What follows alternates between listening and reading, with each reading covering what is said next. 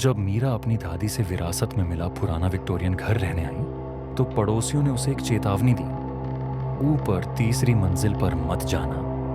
वे फुसफुसाए, वहां अजीब चीजें होती हैं। वो घर विशाल था, लकड़ी की हर दीवार और फर्श पुरानी यादों से भरी हुई। लेकिन मीरा भूत प्रेतों या शापों पर विश्वास नहीं करती थी।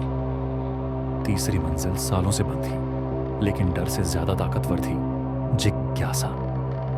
एक बारिश भरी शाम मीरा को अपनी दादी की पुरानी मेज की एक छुपी दराज में एक पीतल की चाबी मिली। उसी रात दूर कहीं गड़गड़ाती बिजली के बीच वो तीसरी मंजिल की ओर बढ़ी। जैसे ही दरवाजा खुला, हवा का रुख बदल गया। एक अजीब सी ठंडक, गहरा सन्नाटा, धूल हवा में धुंध की तरह तैर रही थी। टूटी खिड़कियों से चांद की हल्की रोशनी झांक रही थी। एक लंबा गलियारा था, दोनों ओर कई दरवाजे। उसने दाईं ओर पहला दरवाजा चुना। वो एक बच्चे का कमरा था। वॉलपेपर फटकर झूल रहा था।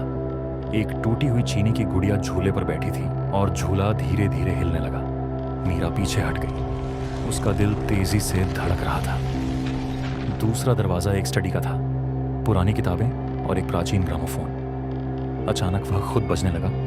एक धीमी लोरी गूंज उठी। उसे वहीं रुक जाना चाहिए था, पर कोई शक्ति उसे आगे खींच रही थी।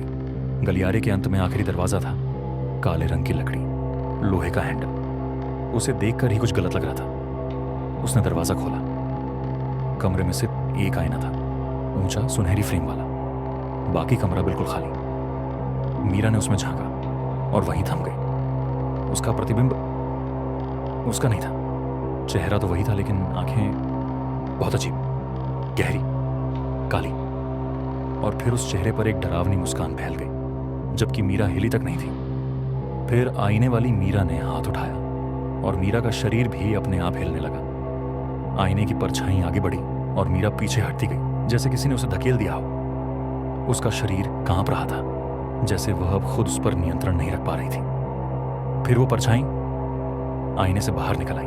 मीरा ने चीखने की कोशिश की, लेकिन आवाज आईने से आई नहीं। मीरा ने चारों ओर देखा, खुद को संवारा और मुस्कुरा दी। नीचे फोन बजा। उसने फोन उठाया। हाय जैन, हाँ बस सेटल हो रही हूं, घर एकदम परफेक्ट है। उसने एक बार फिर मुड़कर आईने की तरफ देखा। आईने के उस पार असली मीरा अपने खून से सने हाथों से कांच पीट रही थी, चुपचाप चीखती हुई। लेकिन अब उसे कोई नहीं सुन पाएगा। हर कहानी के पीछे छुपा है एक रहस्य, प्यार, डर, जुर्म और राज्य।